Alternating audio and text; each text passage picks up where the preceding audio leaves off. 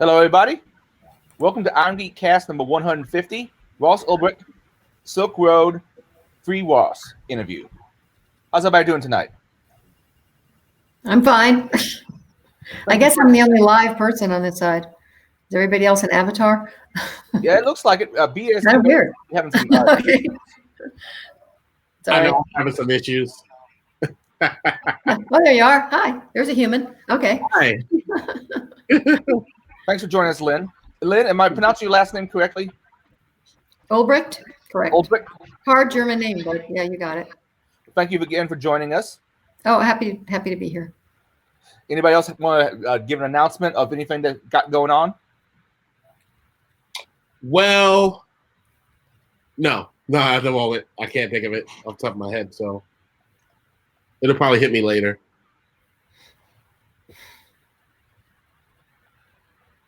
I have no particular announcements other than cons that are upcoming, but unfortunately Google Docs is not being cooperative with me, so it won't let me actually bring that up. I don't think anything's being cooperative today. Well, I have no particular announcements or anything, so if no one else does, we'll get right into the interview and talking about it. By the way, I have links to all this stuff inside of the Google Docs, and that's linked inside of the YouTube video. If you go down to the description, and it'll have links to the Google Doc that has the show notes if you want to find out more about Ross Ulbricht and his case and so forth. Okay. Nathan was kind enough to contact Lynn's mother. Ross's mother, Lynn, and get her on the stream with us. I first found out about Ross because I used to research anonymity networks like Tor and I2P, and I actually had a talk called Dropping Docs on Darknets, and it covered various people who got caught while using Tor. And so I covered his case, but I didn't know necessarily all of his side of things when I did that particular talk. So if you want to give us a brief rundown on what exactly happened, Lynn. You mean the entire case? Yes. Okay. When Ross was 26 years old, he became very passionate about freedom and free markets, and wanted to bring that message and that experience to people. And he initially created a video game that would do that, and it didn't go anywhere. And so he turned to the internet and created Silk Road.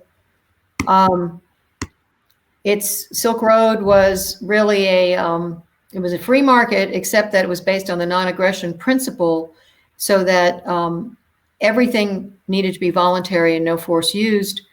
So there was nothing allowed to be exchanged that would harm a third party. If two people wanted to exchange something, that was one thing. But a third party, like, for instance, a child being used for child pornography, is a third party that could be harmed. So that was not allowed. Nothing to do with pedophilia was allowed.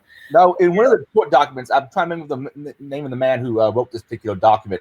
It seemed to indicate that hitman services was one of the things you could actually get off the Silk Road. I've been told that's not true. There were no violent services allowed. That the government, put up that there were. This is in the trial transcripts. Exhibits. So it was based on that, and actually Curtis Green, who's was a top-level administrator, told me and said publicly that they would spend hours expunging this kind of material if it ever snuck on. The whole idea was to have a free market that was peaceful and voluntary. It was an idealistic idea. Now, drugs were, of course, sold. According to a Carnegie Mellon study, this was the most commonly exchanged was user amounts of cannabis. But there were drugs exchanged. It was considered by the administration a choice between two people. So it was put up, and and people used it, and I don't know. Ross was eventually arrested. There's a whole story behind that. I don't know if you want. Do you want to ask me questions, or do you want me to just? Yeah, the only thing concerned me, to give you an idea of my viewpoints on the world, I guess I'm what you would call a right-leaning libertarian. I basically think people should be allowed to do whatever they want to do as long as it hurts nobody else. But if what they do screws themselves over, it's their own problem. And so the whole non-aggression principle, I'm very down with. I have no problem with. I think most all drugs should be legal for people as long as they don't have kids to take care of. So I'm very open to that particular idea. The only thing that concerned me was the stuff that revolves around possibly calling out hits on people, but then they never actually charged them with anything like what was it, conspiracy to commit murder. So if they didn't think they could get him on that, obviously the evidence for that wasn't particularly good. Well, yeah, I mean, they dumped this on the defense at the bail hearing, and deprived Ross of bail partly because of that. But then 2 months later, when they indicted him, it wasn't there. They didn't charge him. They didn't charge him at trial. It was never brought before a jury to be ruled on. Obviously, never proven. This question actually went all the way to the Supreme Court because the judge who gave him this draconian double life plus 40-year sentence, which is, for a first-time nonviolent offender is unbelievable, used these murder for hire allegations to justify it. But this was never proven. It was never ruled. What happened was the prosecution talked about it, but they never charged him. Now, there was an indictment in Maryland that included it, and that was based on material from a corrupt agent who's now in prison. But it's since been dismissed with prejudice. There's nothing at all in the legal system or records that are now remaining that say that Ross did that. And of course, Ross denies it. And his whole life is a testimony to his peaceful nature. Because she did this, it was a violation of the Sixth Amendment of the Bill of Rights, because the Bill of Rights was written to protect the accused from rogue judges and prosecutors saying, we don't care if it went before a jury. We don't care if the person was never charged or even was acquitted. We think it's true, and we're going to use it anyway. This is just blatant contradiction to the Sixth Amendment, and this was brought all the way to the Supreme Court. Apparently, it's done a lot, and it was they punted it. They didn't care to address it. But it's being done in our courts. And just to also say, I know personally, I've heard, been told by people that it was done to them. This is a very common practice with prosecutors. And a criminal defense lawyer also said, this happens all the time. Then the person gets smeared. Everybody thinks he's horrible, but they never have to prove it. The media is their willing accomplice because it's so exciting. It's much more exciting to say murder for hire rather than, they sold raw milk or electronics on Silk Road, which they did.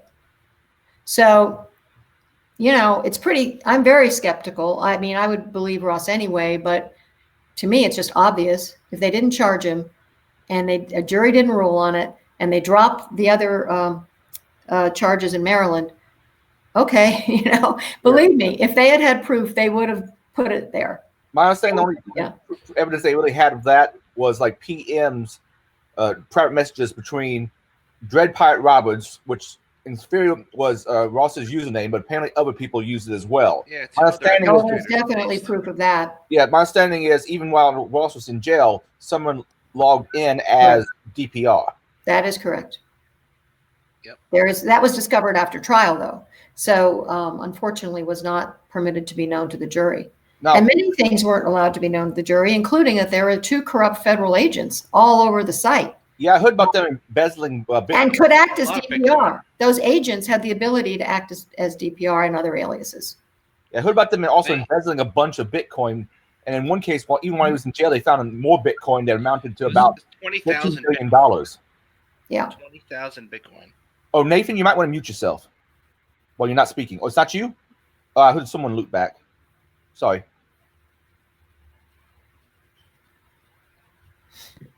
But while I am here, let's say you had mentioned the 2 agents. Were there any issues with jury selection? Was there other questionable activities that were going on during the trial? Well, we had hired a jury expert to come and sort of help us with the jury selection. And she wouldn't even let the defense confer with each other. I mean, I was sitting there going, what? And she was rushing everyone through. And it sometimes jury selection could take 2 days. It took until noon of one morning. The judge, and when I say she, was really pushing it along very quickly. And the person we had hired said she'd never, ever in her career seen anything like it. Jury selection is really important.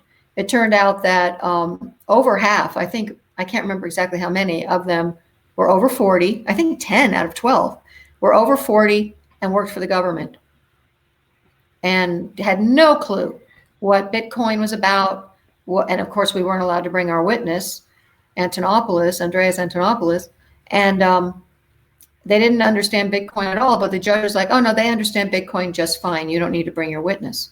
And I'm like, "No, but I don't understand it." It's like, and also other technical issues. A technical expert of ours was not allowed to testify, and the jury was very obvious. They had no idea what half of what was happening or being said, what it was about. So the jury, Those two agents, the jury of your peers, these are not Ross's peers. These are, these people are not, but that's kind of at this point not even happening in our courts. You don't get those two agents. They stole like 20,000 Bitcoin, right? I think it was around that. Yep. That's a lot of money. It's a lot of money. And they're like you said, years. I think they're each in prison, and I think they may be getting out very soon. Yeah. Wow. And they were part of the sting. They were part of supposedly the sting with DPR. And I've talked to Curtis Green, who they made him fake his death. And Curtis doesn't believe it was Ross. Curtis is a big supporter of ours. And yeah, Curtis himself said things about multiple people could log in as DPR because he said he did it himself once. Right, Curtis did. He said he acted as DPR. He said there were lots of them, and if you've seen the movie Deep Web, Alex Winter interviews people who are on the site, big sellers. He's like, yeah, of course there were lots of them. If I didn't get what I wanted from one, I'd wait and ask the other one. Yeah, I watched the Alex Winter film. Those who know who Alex Winter is, he played Bill in Bill and Ted's. Yeah. And now he's a documentary filmmaker, and my understanding it's a pretty good film. It is. It's good. Check it out. So there's so many things and so many questions that are, to me, obviously, I don't know. I mean, it's hard not to be extremely skeptical. And then there's a lot of proof, not just the sign in after Ross was in solitary, that there are more than one DPR, but it came out in trial and that was suppressed. The jury wasn't allowed to know that. Jared Derjagan, the lead investigator, said at trial, I heard him with my own ears, yes, I believe there were many DPRs. Now, and he never thought Ross was one of them. Between that and the corrupt agents, is there any possibility for like a retrial or something? Well, that's been shot down. We tried at the appellate level, and they didn't go for it. Yeah, I think Chuck Schumer wanted to make an example of him, and it's really unfair. The sentence he got is way out of scope. Not really scope, but way out of line. It's absolutely. It's 2 lifetimes plus 40 years. It's insane. Yeah, it's 2 centuries. Biggest drugs. Pardon me? Was he for nonviolent crimes? Definitely. What exactly? Totally nonviolent. No violence. And first-time offender for something he did when he was 26 years old. I mean, it's insane. It's totally political. I think it was about the Bitcoin. That's my personal opinion. And you had said in another interview that your son could be considered the second most important figure in Bitcoin's history. Well, that's what I've been told. The first being its creator, being that the Silk Road was the first proof of use of Bitcoin, and that your son proved essentially that Bitcoin could be used for money. Do you think attempting to limit the growth and economic impact of power of Bitcoin was a driving force and motivation behind the arrest, prosecution, and sentencing of your son? Absolutely. And it came out, I think it was 2 years ago, Snowden. It was Snowden Papers, and The Intercept broke it, that the NSA was urgently tracking Bitcoin users before the Ross's arrest and the takedown of Silk Road, just extremely urgently, like it was a very big threat. Now, they're supposed to be tracking terrorists, but they apparently thought Bitcoin users were more dangerous. And actually, terrorists have gotten lighter sentences than Ross by far. Recently, a terrorist got 20 years. He just got out, as if Ross would harm someone. And but yeah, I do think it was Bitcoin. And it's obvious. I wasn't sure, and then I saw the other sentences of the other Silk Road defendants. For instance, Jan Slomp, who was convicted as being the biggest drug seller on Silk Road, actually sold a lot of drugs, according to his conviction, has the same offense level as Ross. He got 10 years. Blake Benthal, who was running the copycat site, Silk Road 2. He got nothing, right? Pardon me? He didn't get anything. That's right. He did get something. He got 2 years back taxes he has to pay. But he no never jail really time. went to prison. No, I'm just saying, it's ridiculous. And according to the government, that's the same crime. It's the same. Well, bigger. He had a crime. bigger site, according to the government, identical, but sold more drugs in a month.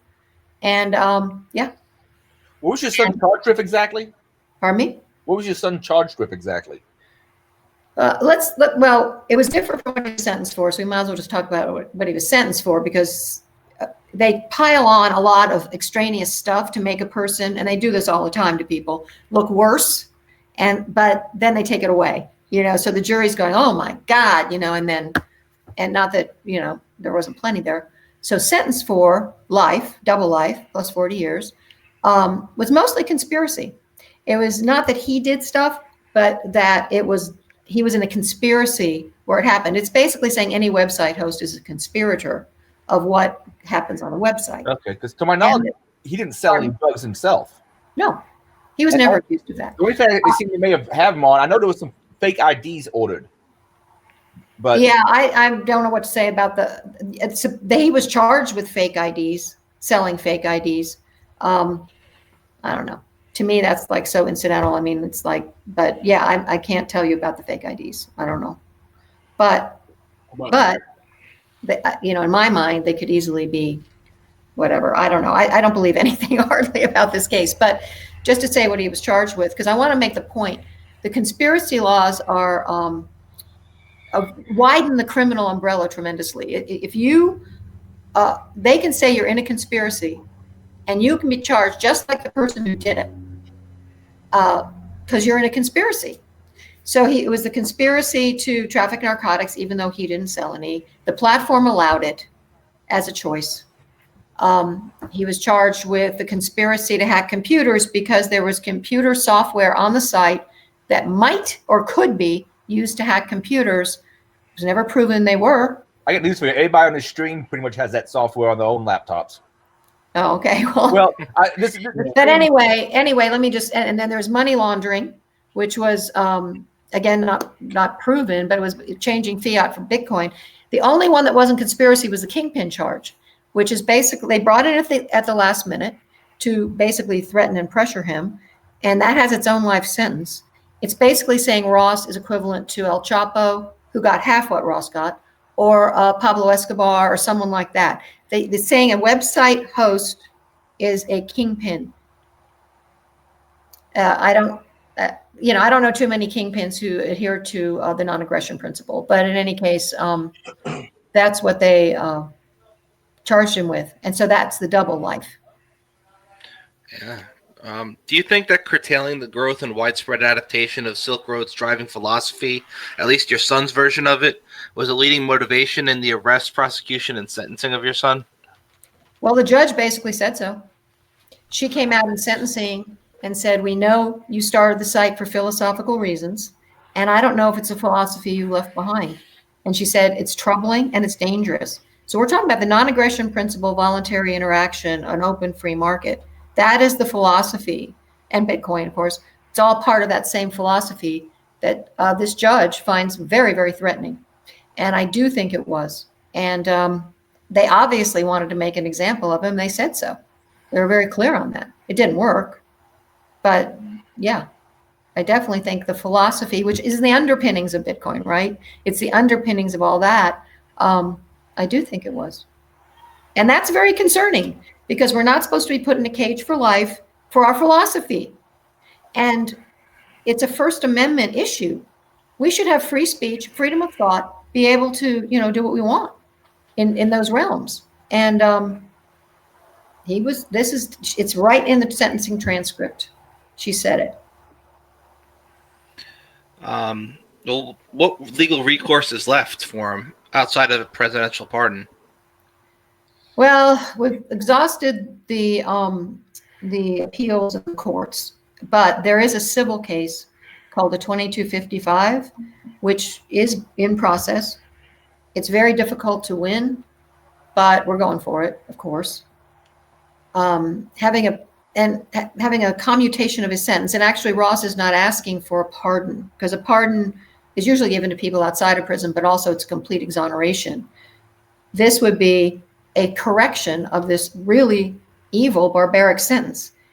A commutation is just saying, well, this sentence isn't right, it's too much, and we're hoping for a commutation to time served. Ross is starting his 7th year in a maximum security prison.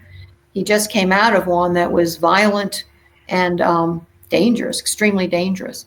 He's now in one that is not violent, but he got sent there because he refused to participate in an assault on another inmate at the violent one.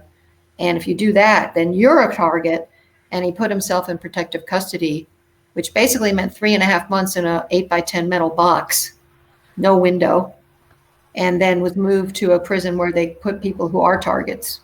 Yeah. They can't be in the regular prison system, which is really good because they're not violent people.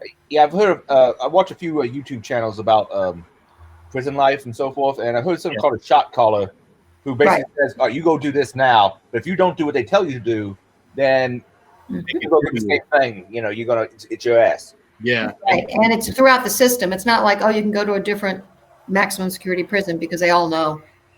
They have email, unlike Ross. Ross isn't allowed to have email, but violent gang leaders who are organizing riots or whatever, they can have email. Yeah, that's not protective custody. Like I said, no windows, no access, and you only get 1 hour out for recreational. He didn't even get that. You don't even get the 1 hour? Wow. That's not for those 3.5 months. He said he got out about 4 or 5 times in 3.5 months. Oh my God. Yeah, and that's into a cage. Yeah. It's an outdoor cage. But no, he Now those are like 3 major Twitter accounts related to Ross. What seems to be his official account, which I'm not sure he controls or not. There's the Free Ross, and there's also like clemency for Ross. Mm-hmm. These are other. That's not me. It's other people posting that are supporters. Okay. Does Ross control his own Twitter account, or I'm not sure what internet access, if at all, is. He has none. He has no internet access at all. Okay. He can write letters and send things out by mail and that kind of thing. Who runs the Ross Ulbricht account? The what is it? Real Ross U or something like that? Well, those are his words, but it's not by internet. Oh, so he like mails people and they send it out. Gotcha. Yeah. I know Frank came up with a bunch of questions he's asked so far, but have you got more questions, Frank?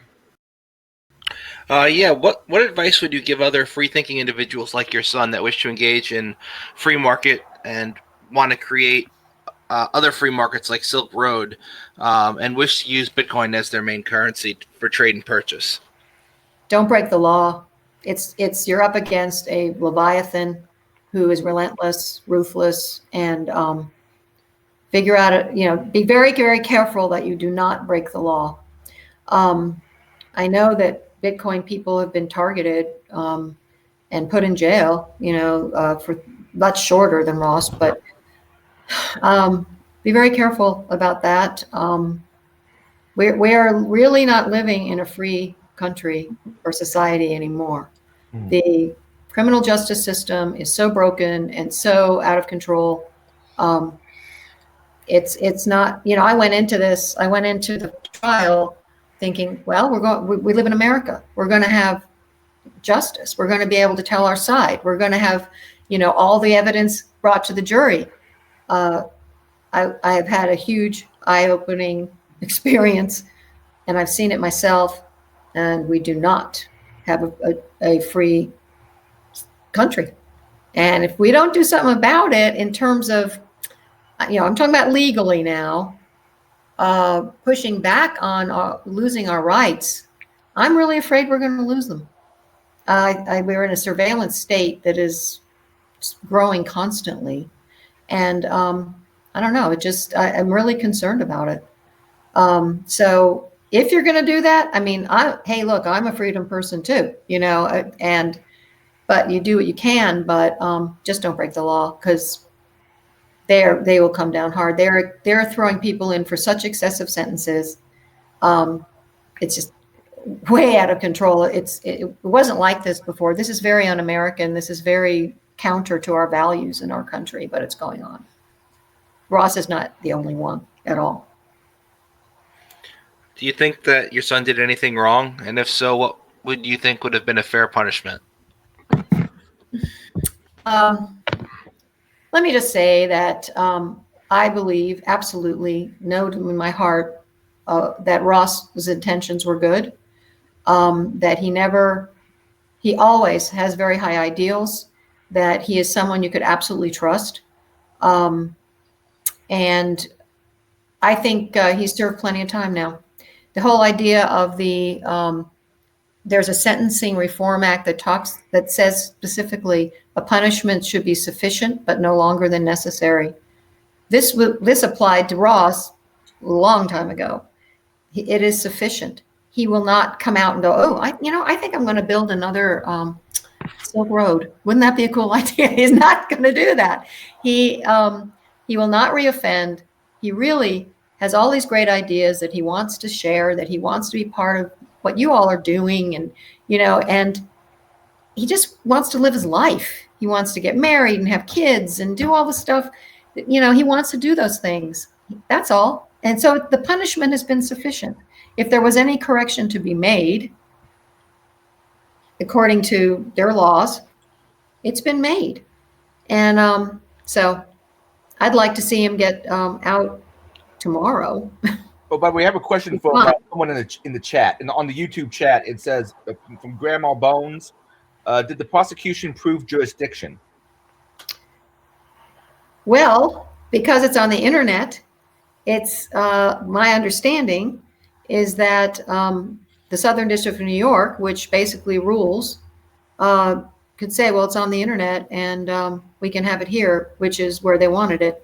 So he was arrested and lived in California, totally different circuit, totally different point of view, and was taken back east to the Southern District of New York, who tries all the big cases, and they're the most terrifying of all the prosecutors. So, and really at the beginning of the whole thing, he did not get to contest venue. The lawyer he had at the time didn't, and it was really his right. But we didn't know. We were so taken by surprise, and we didn't know what was going on. And certainly Ross didn't, in terms of legal and what were his rights. And so the venue was never challenged, and he was brought to New York. Now, but it's on the internet. It's like up for grabs, from what I understand. To go back to something that was said earlier, what exactly was Chuck Schumer's involvement in that? You said something about Chuck Schumer, but someone brought up Chuck Schumer.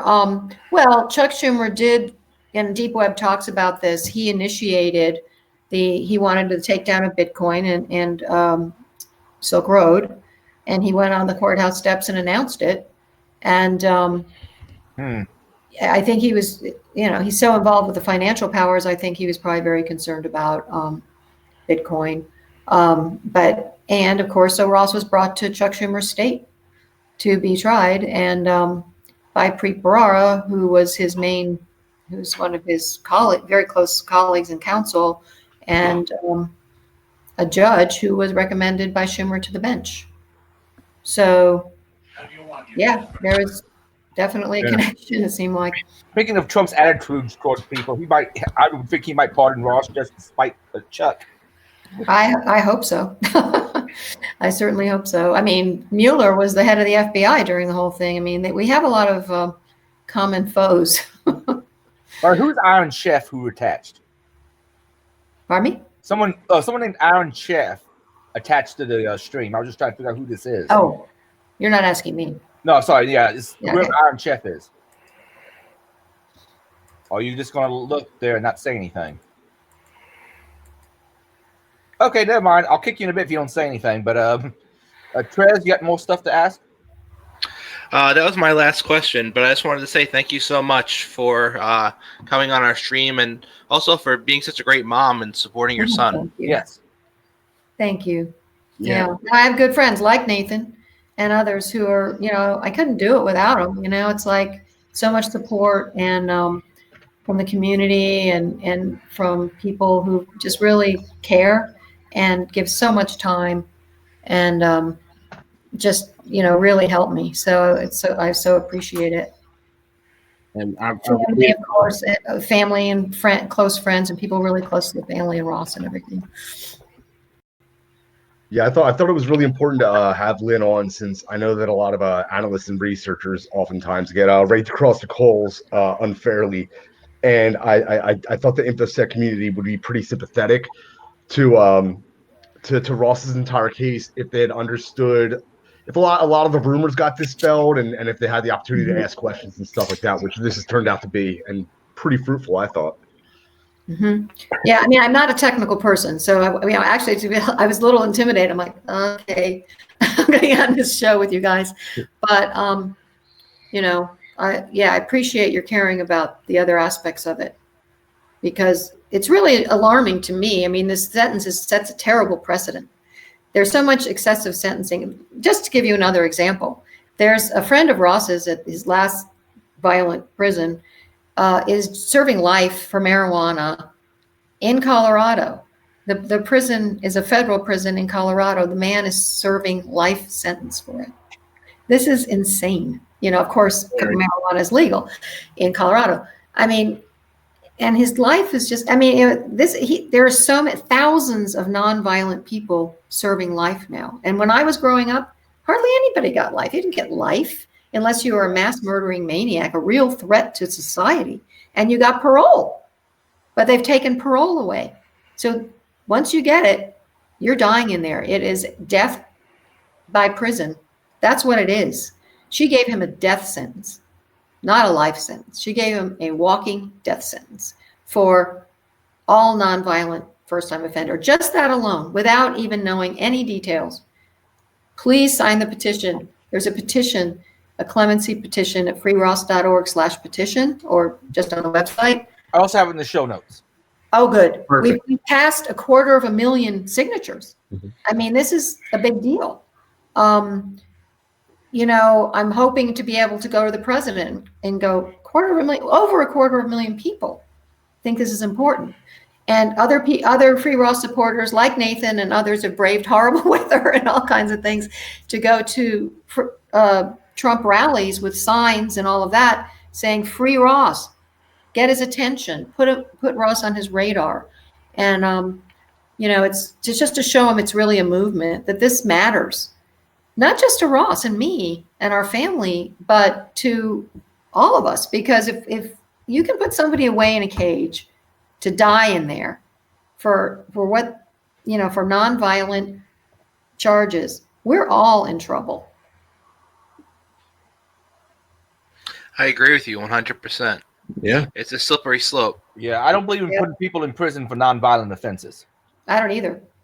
I have both the empathetic thing of that's just wrong on a personal level, and also my cheapskate sense that I don't to go to keeping people in jail if they're not a threat to society. It's a huge moneymaker, and it's costing the taxpayers. Oh yeah, there's incentives there. Like, what was it?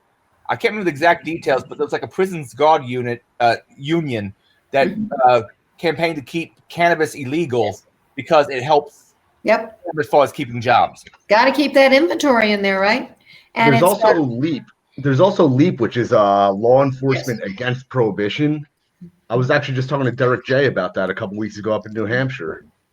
Yeah, they're great. No, they've supported Ross a lot. They have. They wrote amicus briefs for both of his court cases. Neil Franklin, who's the head of it, he's totally for us. Great people. Yeah, but I think if you're making money off of human beings the way they are, it's human trafficking.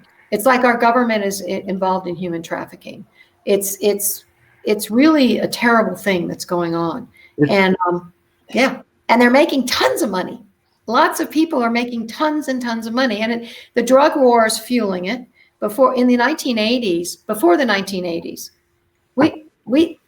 human population was not steady. I forget. I think 180,000. It's metastasized 800%. If it were a state, it would be bigger than 11 other states.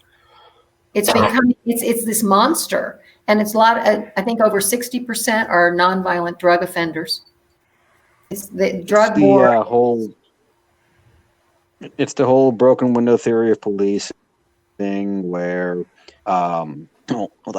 it's making examples of people. It's you see this one person, you see a lot of people doing this one crime you really hate, but so you take one person, use them as an example, give them an enormous punishment in hopes of deterring everyone else. It doesn't. So they've proven that.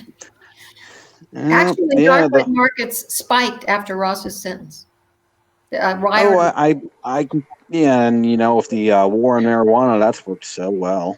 Yeah, right. I mean, they can't even keep drugs out of the prison. Okay, I don't think they're going to stop any. I think people are doing drugs still, as far as I've heard. Yeah, my understanding is yes. I watch a few like in prison shows, or just out of prison shows, like where people who were convicts get out and they talk about life, and there's ways of getting shit sneaked in. I didn't hear the last part. There's ways of getting stuff sneaked in. I said a dirty word. Yes. No, I know 2 guards personally I met and knew who were fired for bringing in drugs. There's plenty of drugs in there, lots of it.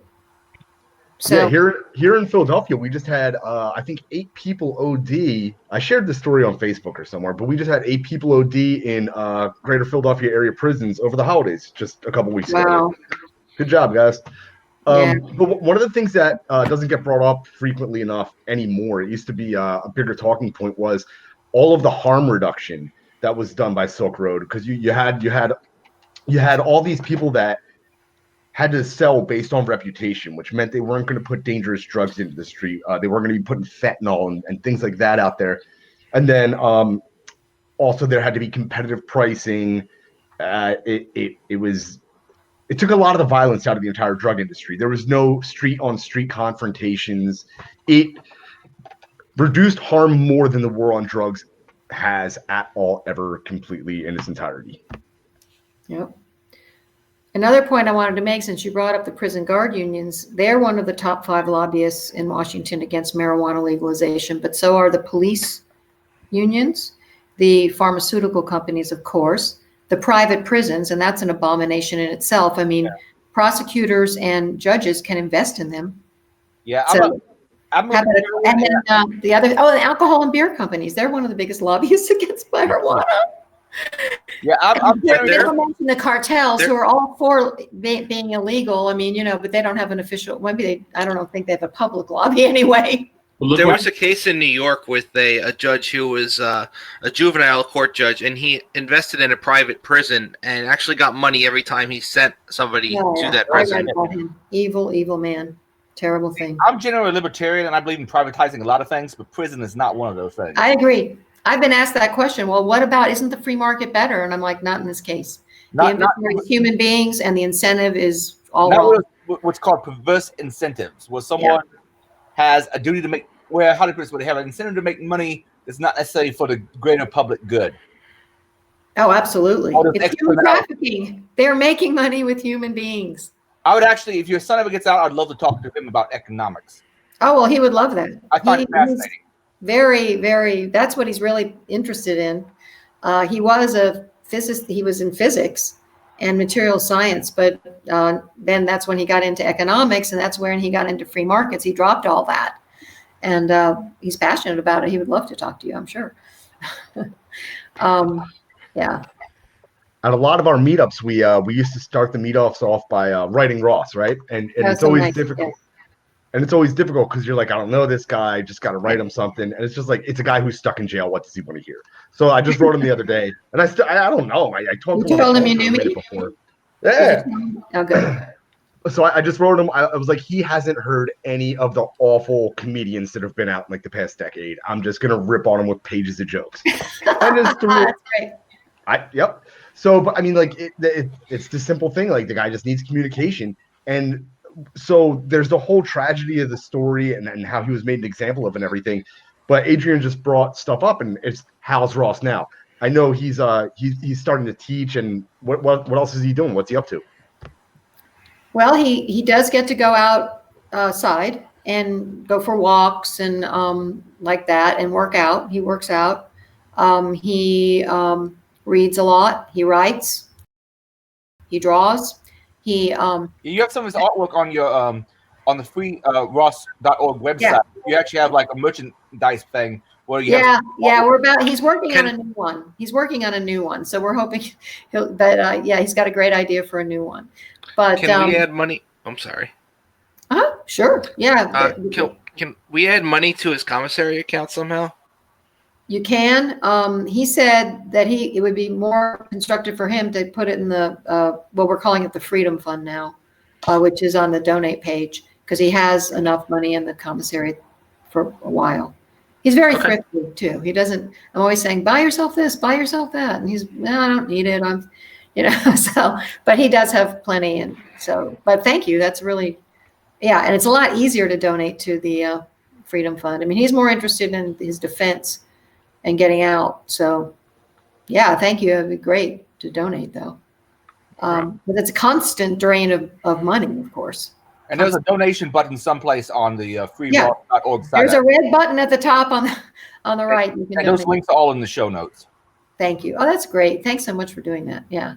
Yeah, I linked off to several things in the show notes. The ones, if you have more that you think I should link to instead, what I could have linked to is the freeross.org website, the Free Ross Twitter, the Real Ross U site of Twitter, Right. the Free Ross petition, and the Free Ross YouTube channel, which I need to go through and watch some of the videos because you all seem to cover the case in depth there, more so than we'll probably be able to do in this particular cast. Mm-hmm. There's some, and that sounds great. Because there's a lot of complicated details, and so the story is really it's convoluted to get through all of it.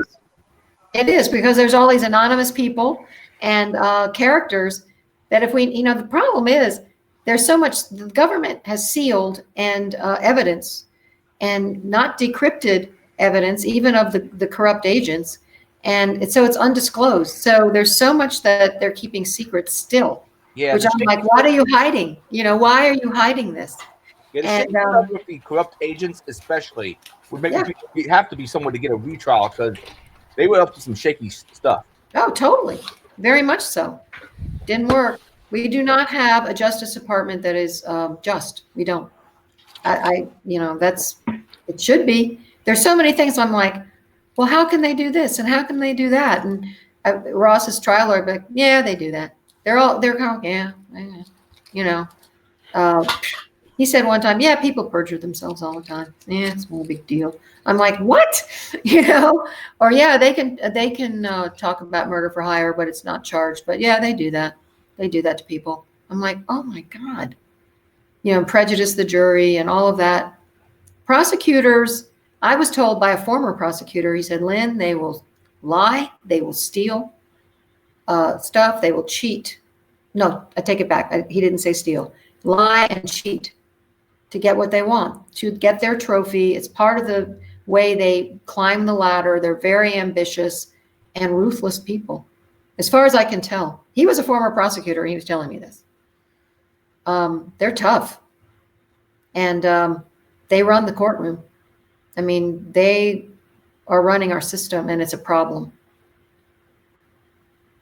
I remember several years ago, a mutual friend of ours, James and myself were up in New York, coincidentally, a few weeks before Ross's trial, and we were up there and we found some space to rent advertising space for FIJA.org, which is Fully Informed Jurors Association.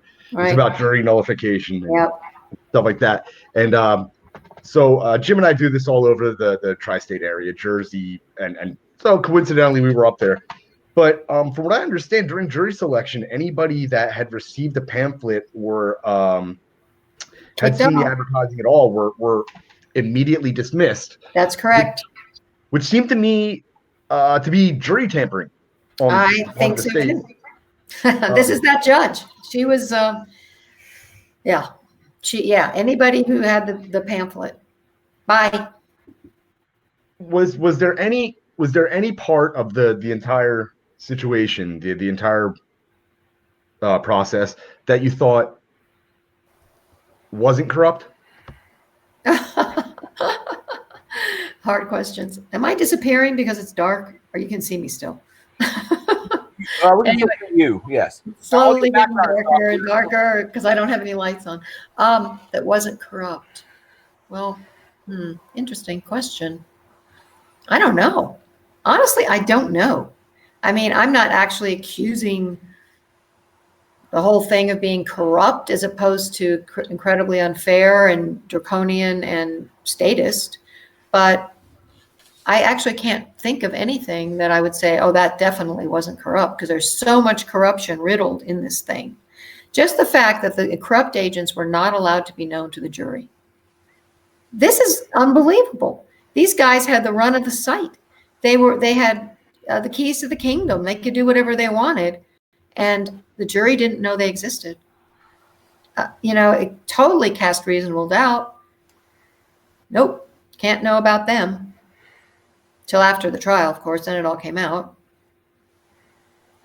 Is that corrupt? I don't know. I guess it depends on your definition, but it certainly, to me, is extremely unfair and a violation of the Brady Rule and due process. It's the whole thing's a travesty. Let's just put it that way. And it's totally stacked against the defendant in general.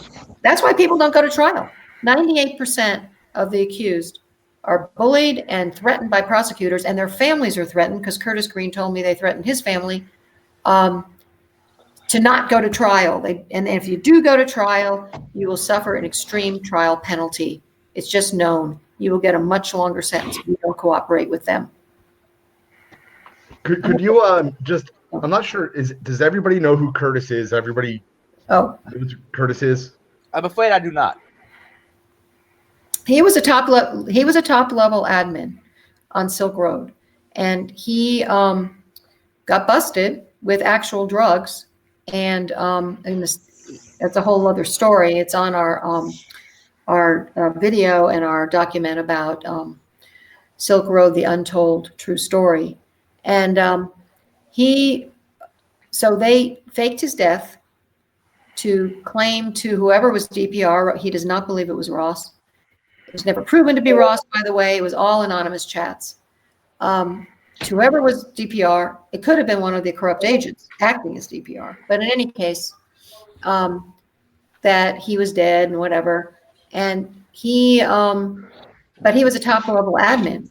They got into the site through the back door that he had. And now he's come out publicly many times saying he doesn't believe it's Ross. He wants to meet Ross. He's all for us. He's supporting us. And, he has a lot of information and knowledge. And he's also the one that said he acted as DPR more than one time. And he has a lot of knowledge about the site. And I think knowledge he hasn't divulged to back up why he doesn't think it's Ross. I think he has his own idea about who it was. But in any case, So he was right in the middle of all of it.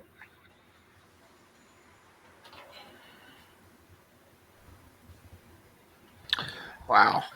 I know you've spoken at a lot of blockchain and cryptocurrency conferences. Is there any expansion on that, or are you moving out? I want to try to get you speaking at some InfoSec conferences, but are there any other verticals that you're going to try I got one in Indiana that she might be interested in. We might talk later on, and you know which one I mean. So talk to her about. I'm doing video for a conference in Southern Indiana called Hoosier HackerCon. It's only going to be at max maybe 300, 350 people, but the video gets produced. Yes. Wait, sorry, Okay. continue.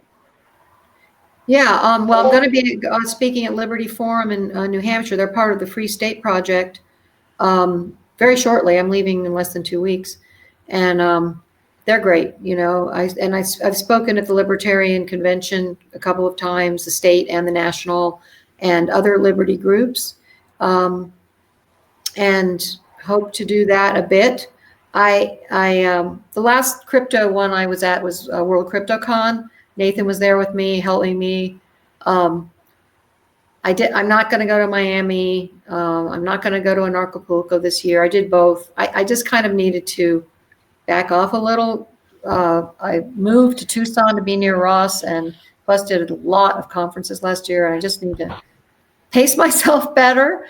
And so really the only one actually scheduled at the moment is Liberty Forum in first week of February, New Hampshire in February, and kind of like, okay, I'll do this for my son. Go into the deep freeze. Oh, well, you live up there, Nathan, so whatever. I mean, Pennsylvania, but whatever. There's ice outside right now. Yeah. It's heinous. All right. Does anybody else have any wrap-up questions?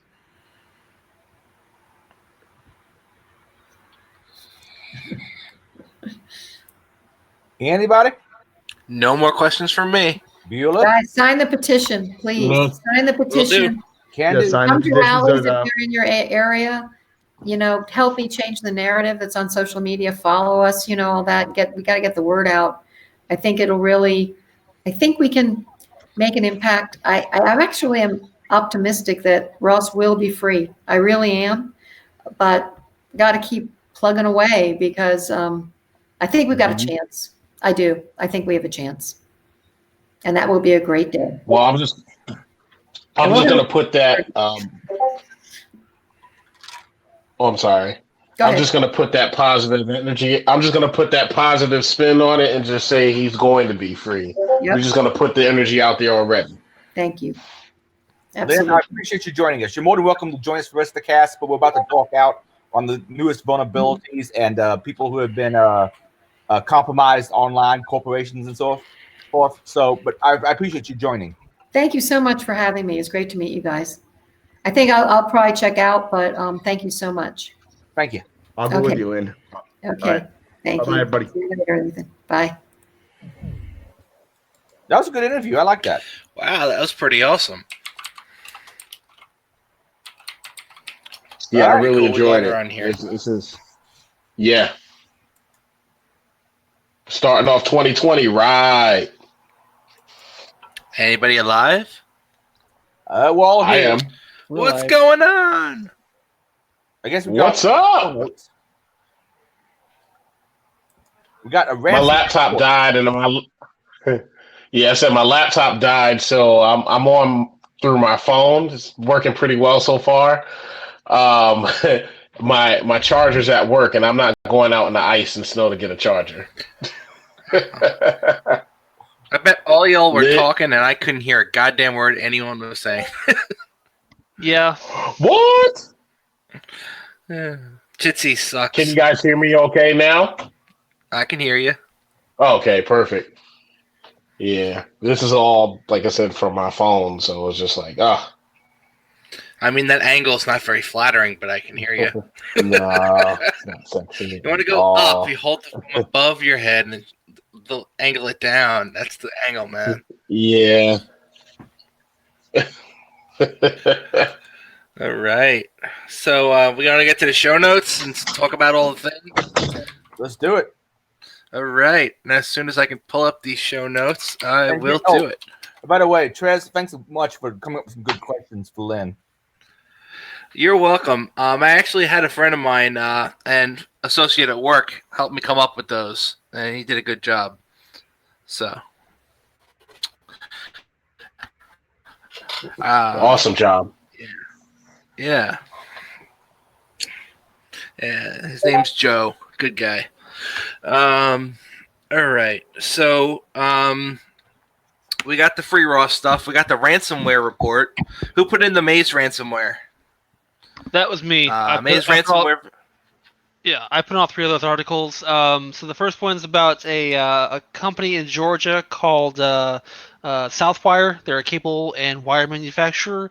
They were hit by Maze and pretty much, got screwed up by that. So they actually filed a lawsuit against the attackers, which their attackers are John Doe's because they're unknown. They're probably in some foreign country like Russia or India or China or somewhere like that. So, yeah. But as a side effect of this, though, too, they actually were able to get an injunction in the Irish court where the ransom website itself was hosted, and had that shut down. So, kind of a ballsy move, suing a John Doe like that, but they're doing it. Yeah, and later in the hacking and breach report, we're going to get to another ballsy lawsuit with the Ring users, which I think you'll like. Yep. Yeah, cool lawsuit. Next, we got the Arkansas-based company shuts down after ransomware attack. You want to tell us more about that? Yeah, there's a telemarketing firm in Arkansas called the Heritage Company that has shut down. They actually shut down right before Christmas and basically laid off most of their employees. Over 300 employees were laid off because it was they were actually hit back in October, but they were not able to recover. So they were basically said, yeah, we can't recover from this, and most employees are not expecting to recover. So this is probably one of the first known cases, I would say. I'm sure it's happened before, but a more high-profile case, at least, of a ransomware attack actually killing a business outright.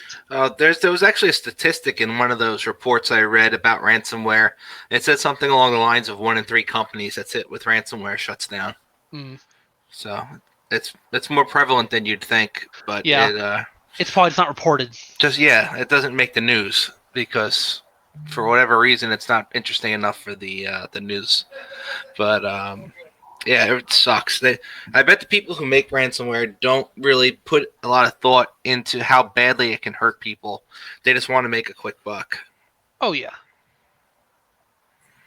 And there actually have been cases where people would write the people who wrote the ransomware and been like, "Look, I'm a single mom. I need my computer. I don't have that kind of money. Can you please just give me the key?" And they would respond back, "Yeah, sure." And they just give them the key. Yeah. But I'm sure that's not that's the exception to the rule right there, you know? Yeah. I mean, and kind of the next article covers some of that too as well, about some of the I guess morality or lack thereof. Very cool. Why don't you tell us about the next one? So there's been a lawsuit filed against a company called DCH Health Systems, in which they had a ransomware attack that disrupted medical services for several days. And this is a case, again, of ransomware having direct impact. This time it's not just a company, being affected, people losing their jobs. This is where medical providers aren't able to do their jobs. They can't literally, administer medicine because of ransomware. So this is, I would argue, even worse. Yeah. And because basically they failed to protect their data, they're being hit with a lawsuit on behalf of the end users. And there's also questions as to whether or not they did not disclose it per HIPAA, because it's considered a breach, and that's considered a HIPAA, I guess a HIPAA qualifying breach, I guess you'd say. Yeah, we've seen a lot of the HIPAA stuff lately with the ransomware attacks hitting hospitals and medical doctors' offices and shit like that. It's really insane how many places that are HIPAA compliant are still getting owned. Mm-hmm. I mean, they should up those compliance standards, make them more like PCI. Just my opinion. Yeah, it's crazy. The next thing we have is the hacking and breach report. Would somebody mind opening up that link and sharing their screen, because I don't have the bandwidth to do it on my 4G modem here.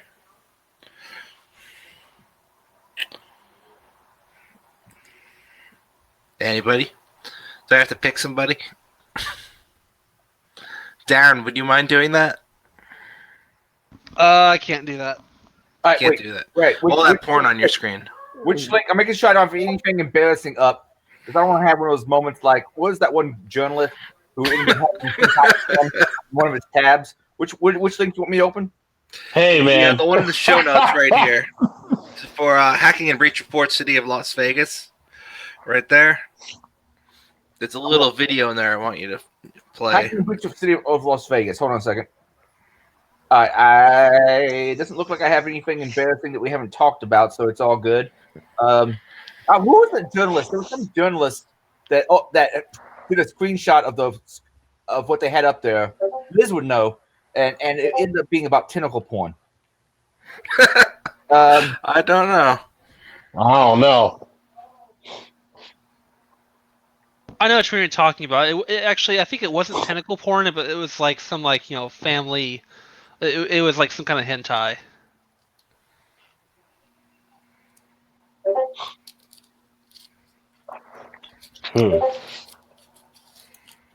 Wait, Can everybody see my avatar? I can. It's pretty cool, I man. have to quit Chrome to be able to do it. Thanks. If I quit Chrome, I won't be on the cast anymore, so I can't do it. Okay, no problem. I just got my OBS working again. I can do it. Sweet, and that's why Tux loves us. So which link? The City of Las Vegas one on 4A. Egads, that's not coming up for me either. Is something wrong with my bandwidth? I mean, all right. I'm connected to Jitsi, I'm connected to YouTube, but new stuff is not coming up for me. Anyway, hopefully Tux loves you. Yeah, there you go. Tux loves you's got it. I'll bring him up. Trying to get to zoom in more. There we go. So if it'll stop making it zoomed out, sorry. So yeah. Cook Eichenwald. That's the guy who had the tentacle porn stuff up. Crowder Torme said that in the chat. Yes. Be careful whenever you're doing. Like I did a video stream once where I showed my desktop and I was like, oh shit, there's stuff here I didn't mean to show. So I had to crop stuff out. Yeah. I don't want y'all to know about my thing for foot fetish. Anyway. We know now.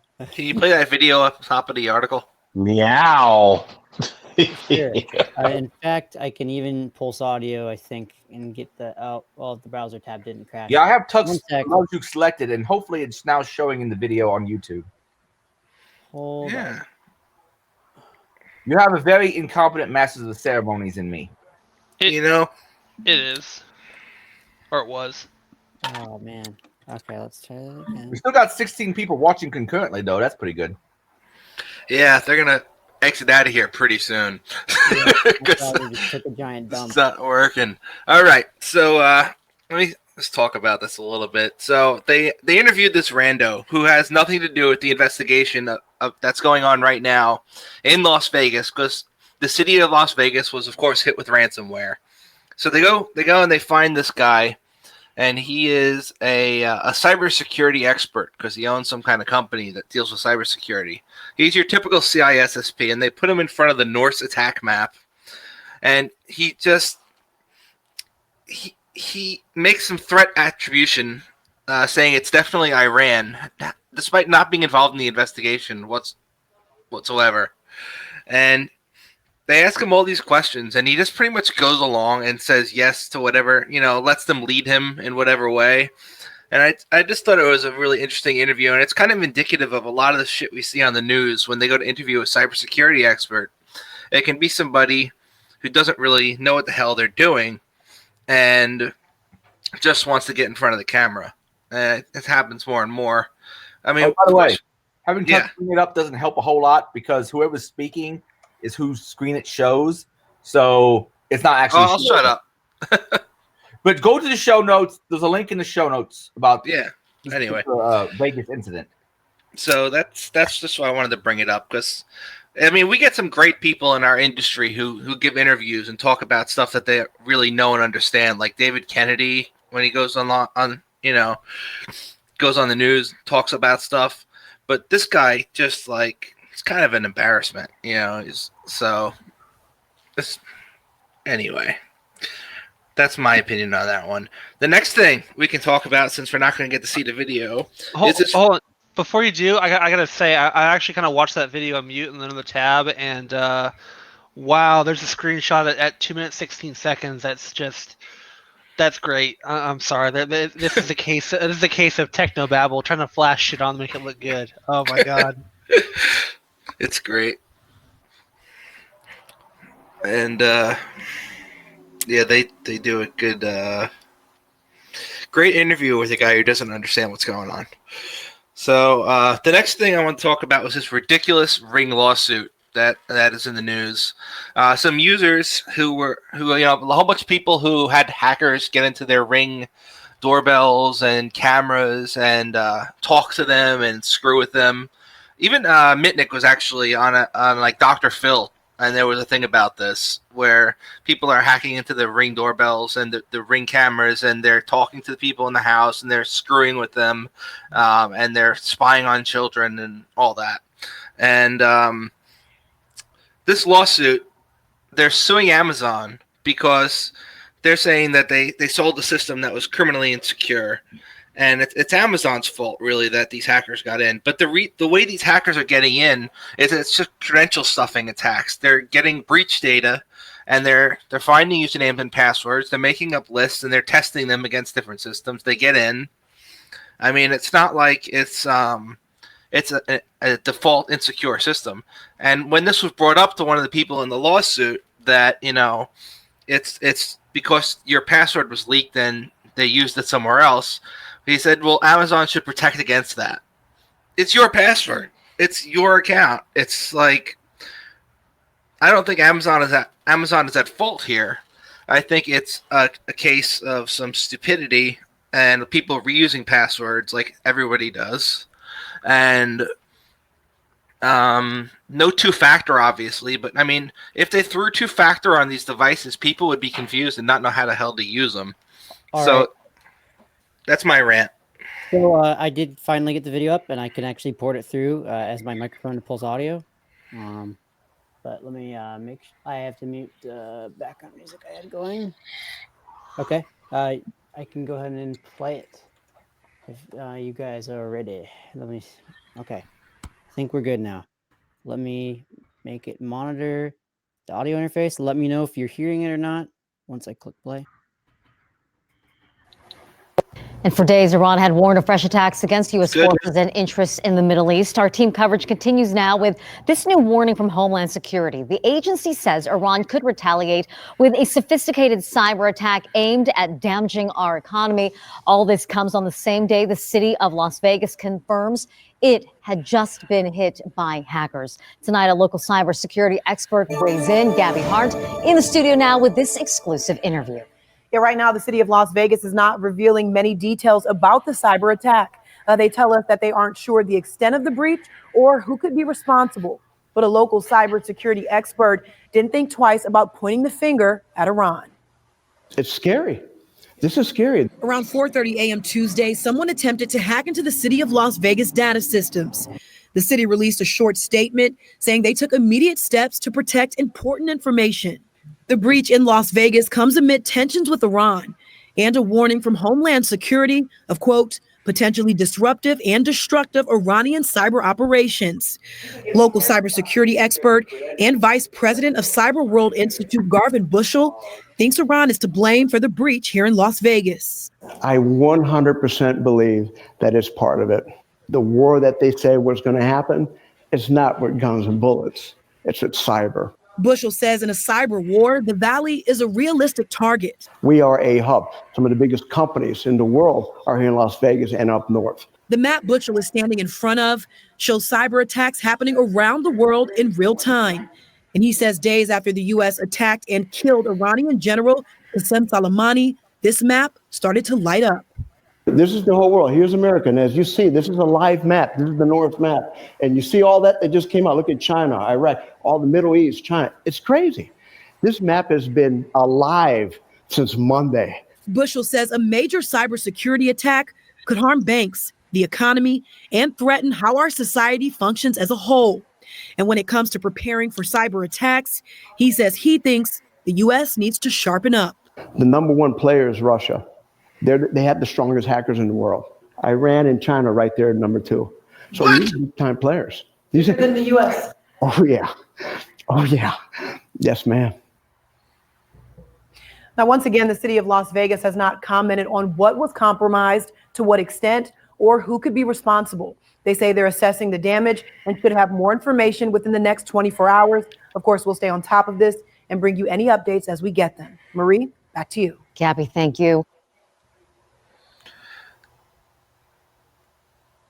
Excellent. So, thoughts?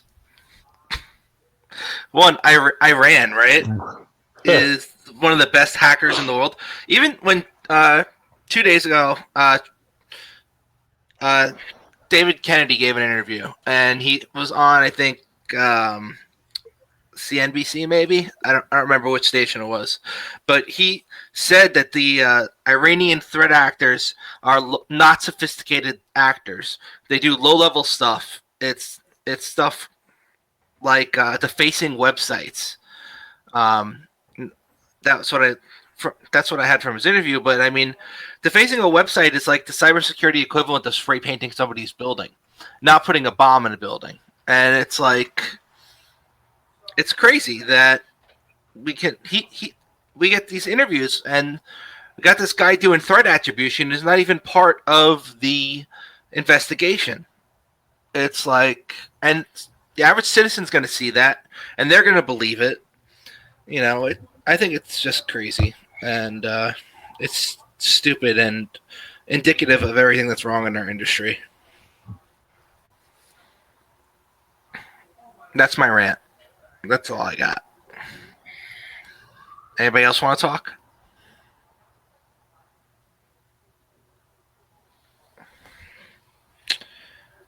Is anybody there?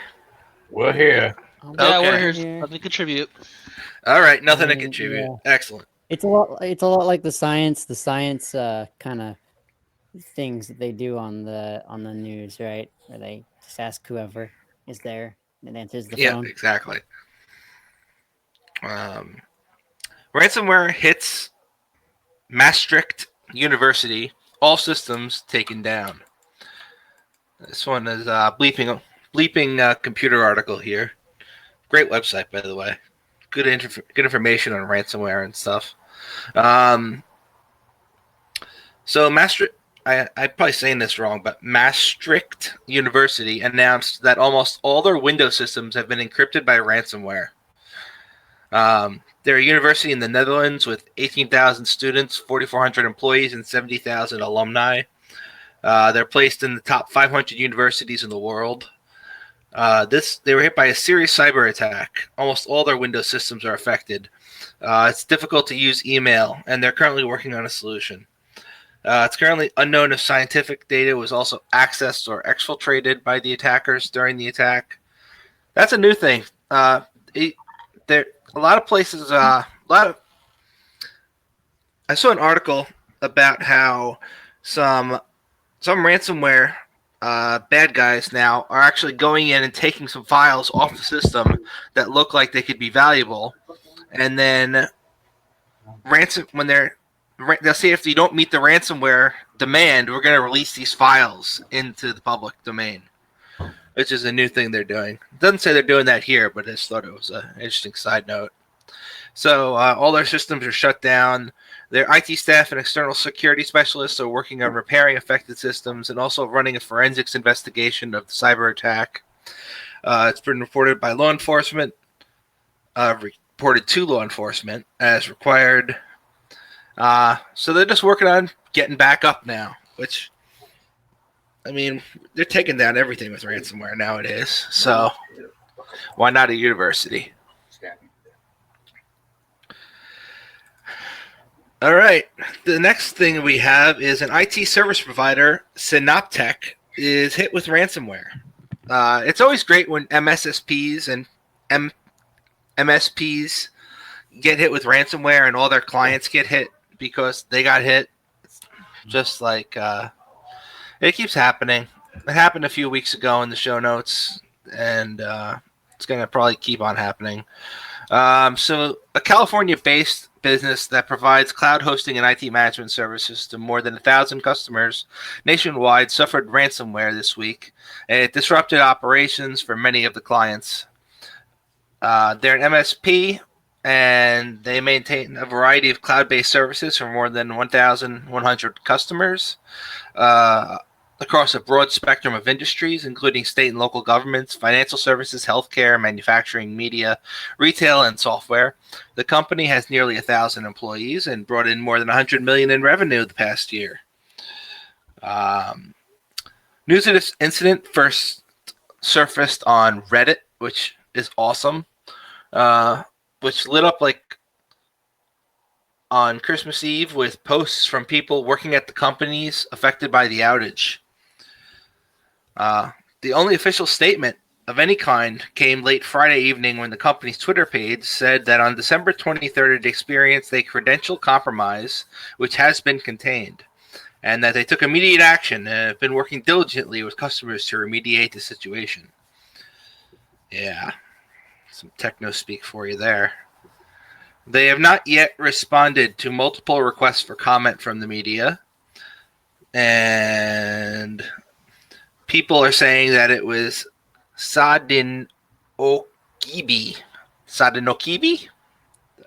ransomware, also known as Revel or R-Evil. Yeah, so that's that pretty much. There's a little bit more in the article, but it's nothing of consequence to read. Another mage card attack. These are happening all the time now. This time on a school's accounting software, Blue Bear. So this is the wrong link in the show notes because I copied and pasted the wrong thing earlier today. So I will fix that later. And right now, just say what I remember. The school uses software, kind of like a POS system for parents who want to purchase things and put like money in their kids' school lunch accounts and all these kind of things. Somebody got into the website and put a skimmer on the page where the purchases happened, which recorded all the data and sent it somewhere else. And obviously not very PCI compliant if that's happening. And the last thing I got is search engine for Japanese sex hotels announces security breach. Woohoo! Wait, now, if I understand what Japanese sex hotels are, so many people. All right, so it's like no-till hotels. It's one of those things where, like, let me finish my thought on this. If I understand what those are, a lot of people live with their family and so forth. Property is expensive, but sometimes you want to have some personal time with your girlfriend or boyfriend. So you rent out a cheap place for a short amount of time so you can get your thing on. Is that correct? Exactly. Yep. Okay. It's not just men who are cheating on their wives, but it is that too. My understanding is even people who aren't cheating on anybody, it's just things are so packed on top of each other that, you know, if you're living with your parents, you don't necessarily want to be having sex with your girlfriend or boyfriend in the house, and it's kind of awkward, so you need a place to go. Right. And these places exist to fill that need. And Happy Hotel is a Japanese search engine for finding these kind of love hotels. And love hotels are hotels built and operated primarily for allowing allowing guests privacy for sexual activities. You'd think a regular hotel would do that too, right? Love Hotel, also known as sex hotels, are both for married couples and cheating spouses alike, and found all over the world, but they are particularly popular in East Asia and especially Japan. HappyHotels.jp is a website that operates similarly to Booking.com, but lets registered users search for and book rooms in love hotels across Japan. In a message posted on its website, Almex, the company behind the service, said it detected unauthorized access to its servers on December 22nd of last year. They caught it pretty quick. The security incident is as bad as it gets, and the hackers appear to have gotten their hands on a wealth of sensitive user information. According to Almex, the type of data that hackers might have successfully accessed include details such as real names, email addresses, login credentials, birth dates, gender information, phone numbers, home addresses, and payment card details. They got everything. They reacted to the breach by suspending the website and posting a notice of the breach. We sincerely apologize for the inconvenience and anxiety that this may have caused our customers and other concerned parties, the post message said on their website. Another website, Love in Japan, that does the same exact thing, was also shut down. But the site did not feature a data breach notice, and it's unclear if the hackers stole data from this portal as well. My money is on they did. So right now, if you're in Japan and you want to go get one of those love hotels, both the sites that were the top ones for doing that are shut down. So that's got to suck for you. Just have to go. Yeah.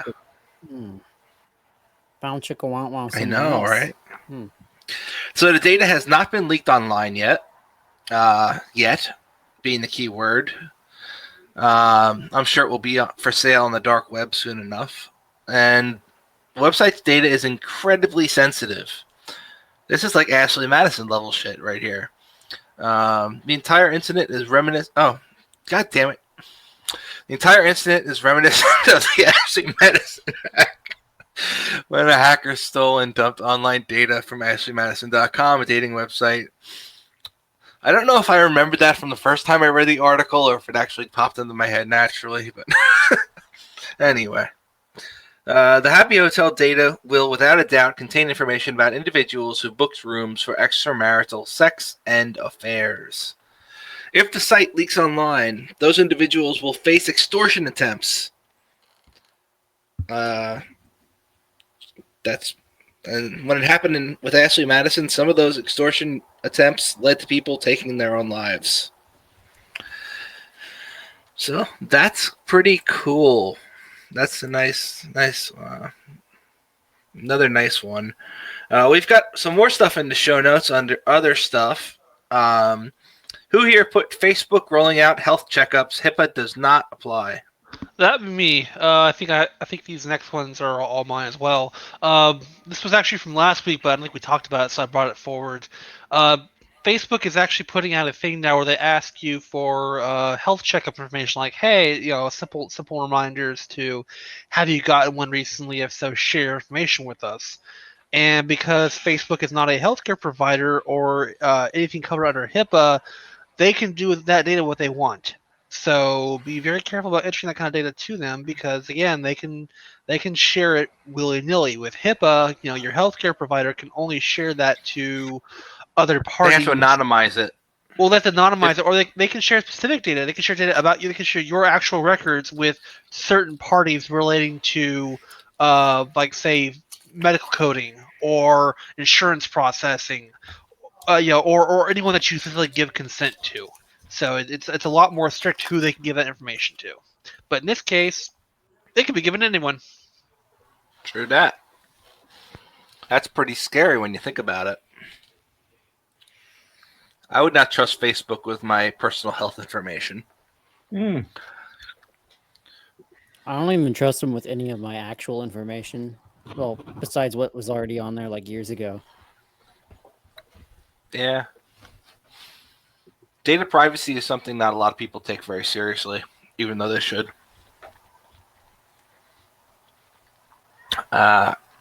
Next thing we have in the show notes is antivirus vendors patch a 10-year-old bug. Why don't you tell us a little bit about that? Yeah, so a guy named Barry Zoller gave a report back in 2009 of a bug that was found in many antivirus suites' ability to scan certain types of archives. It was mostly multiple any types, but including ISO, zip, and BZ2.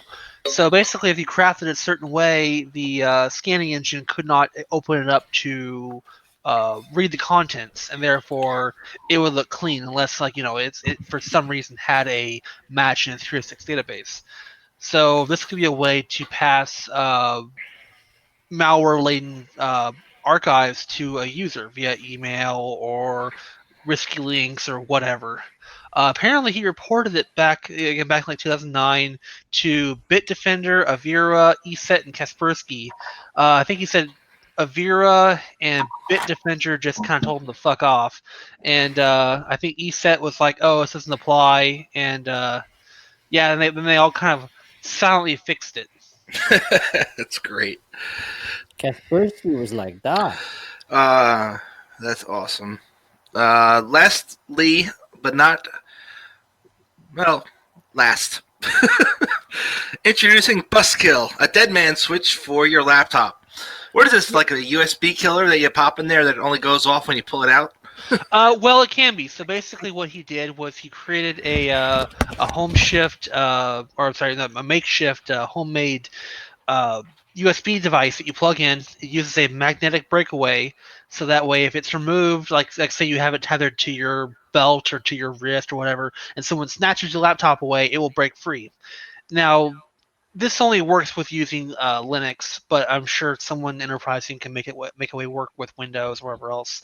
This uses what's called UDEV in Linux. So basically, UDEV is a device management tool, and you give it a UDEV rule that says, okay, look for removal of this device, and on that, do this action, which could be anything from like, invoke X screensaver and lock your screen, to invoke DD.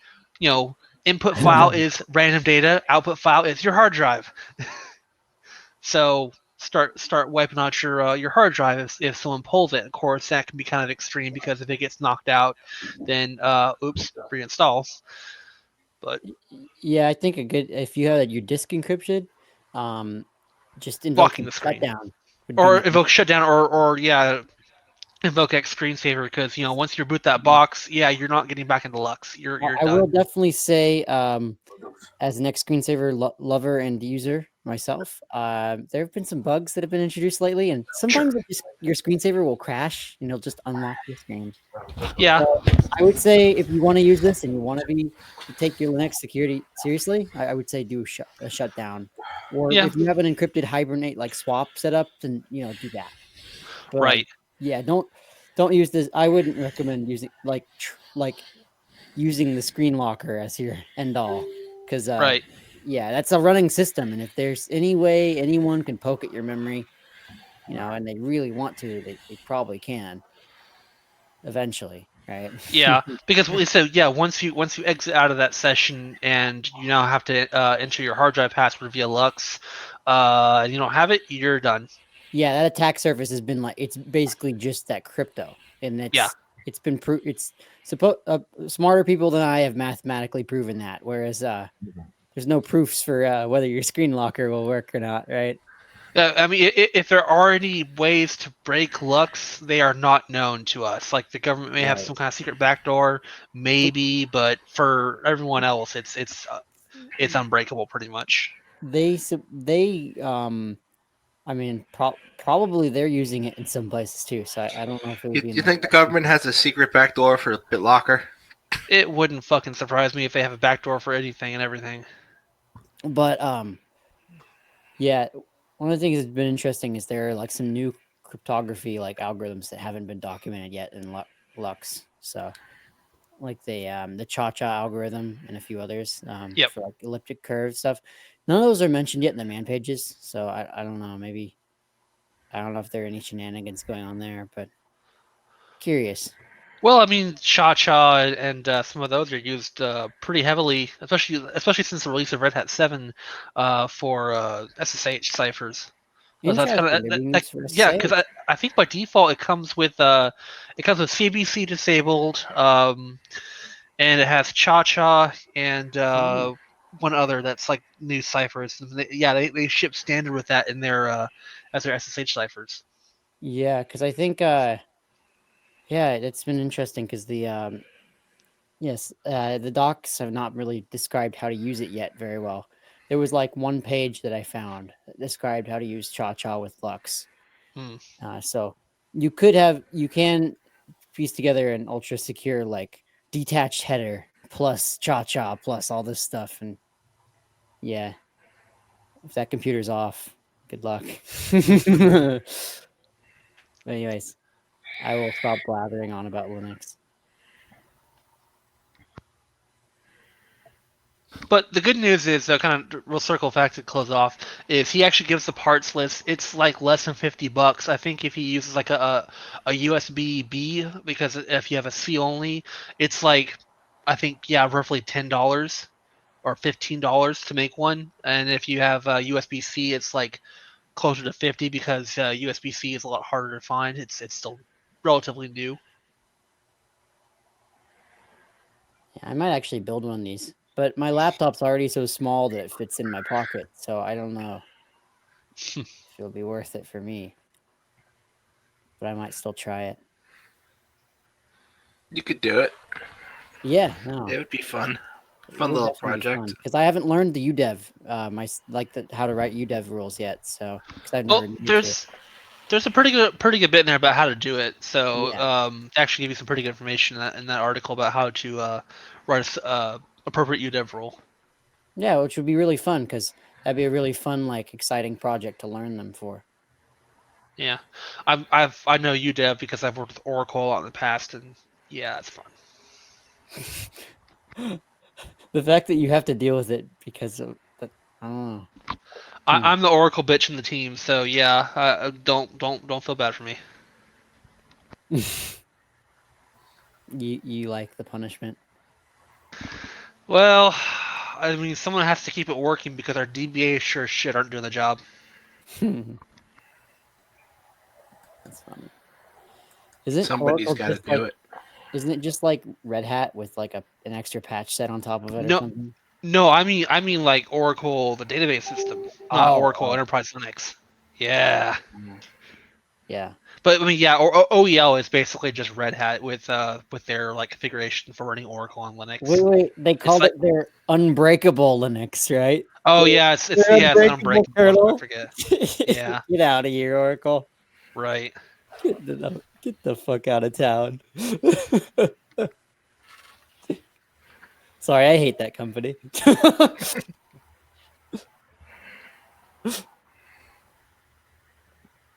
But yeah, that's it for that article. I think that's it for show notes too. That's all we got. Do we have anything in the chat that we should mention? I've kind of fallen behind on chat. Now I have to pull up the chat. Looking through it, mostly comments. On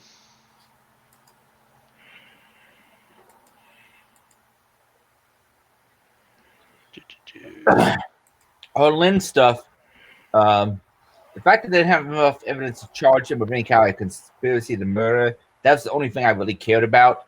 I don't really care about the drug stuff because, right-leaning libertarian, I think all that shit should be legal as long as you don't have kids. I thought that interview went fairly well, despite the fact I'm not a great master of ceremonies because of my speech impediment. But yeah, I think so.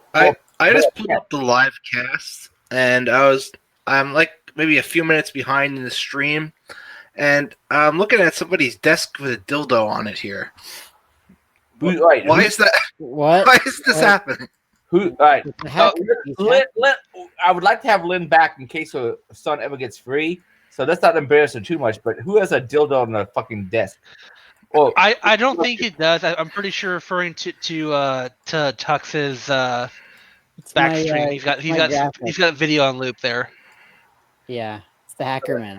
I can see oh, wait, they're gone now. Now there are no more hacker men. All the hackers are gone.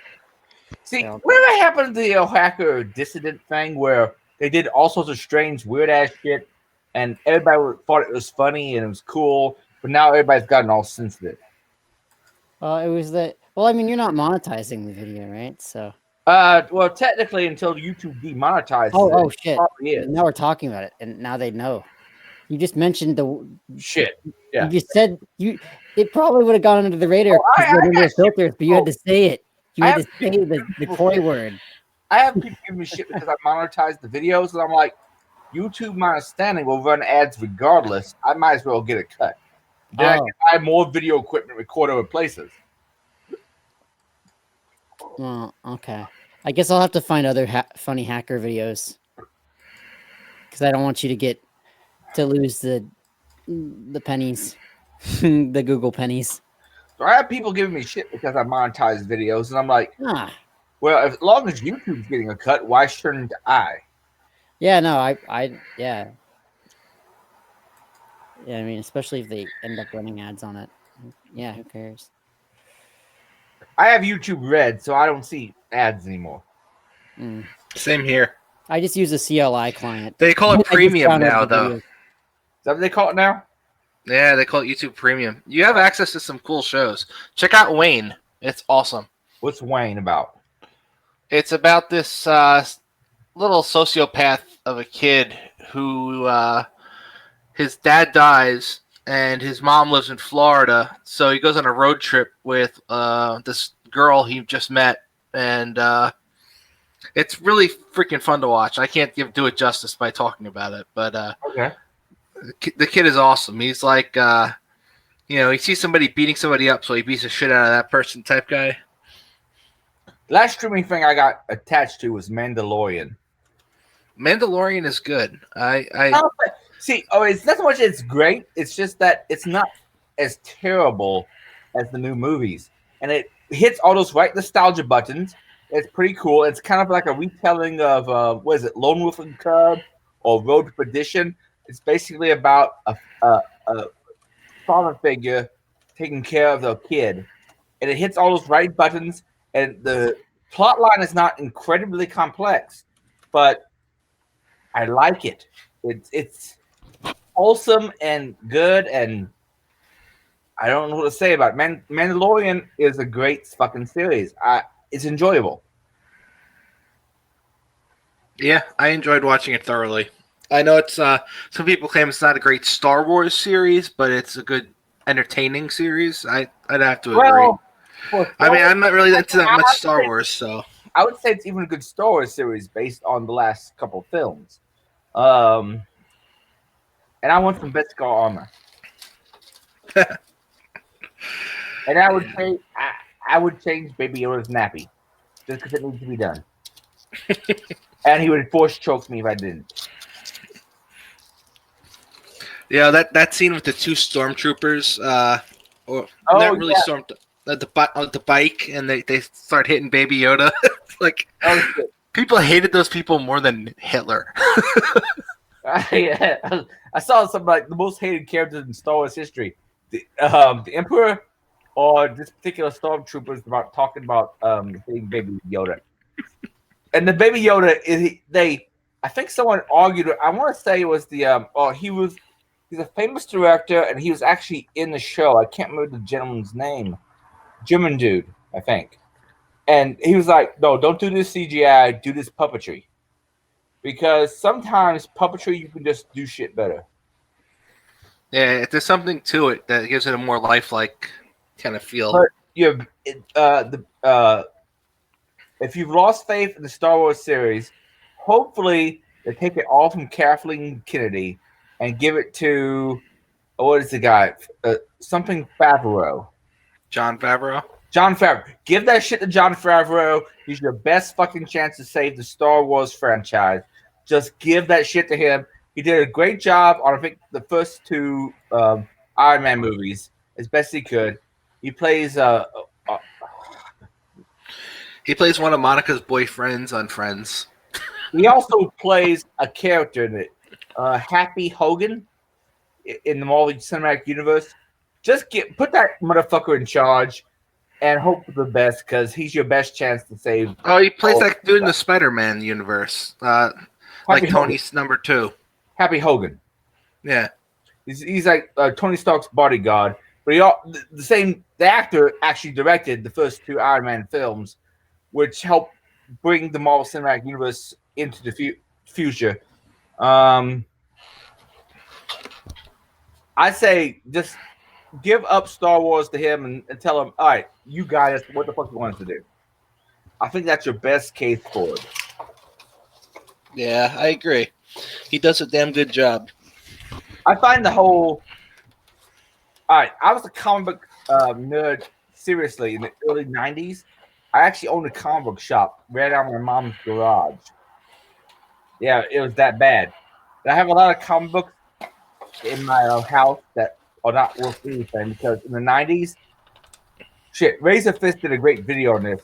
They overproduced everything. You had chrome foil this, chrome foil that, and but everybody was speculating. Everybody was hoping that comic books in the early 90s would grow as much in price as the stuff in the early 60s.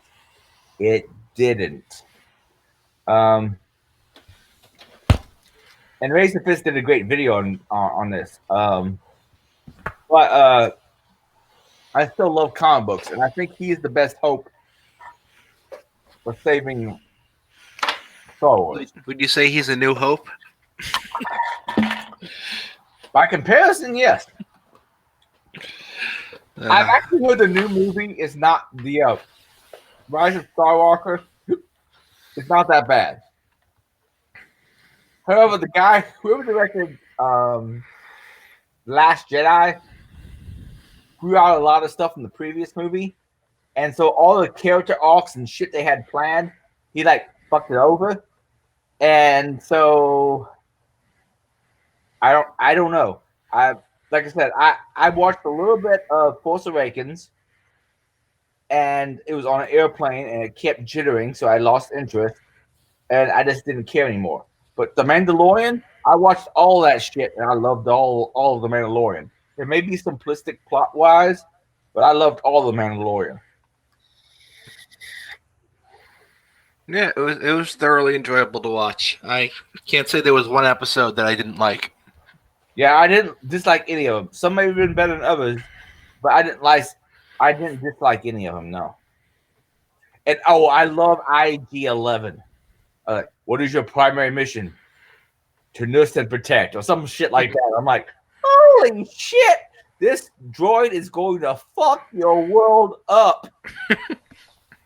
and the fucking stormtroopers who were trying to shoot some rock and keep missing.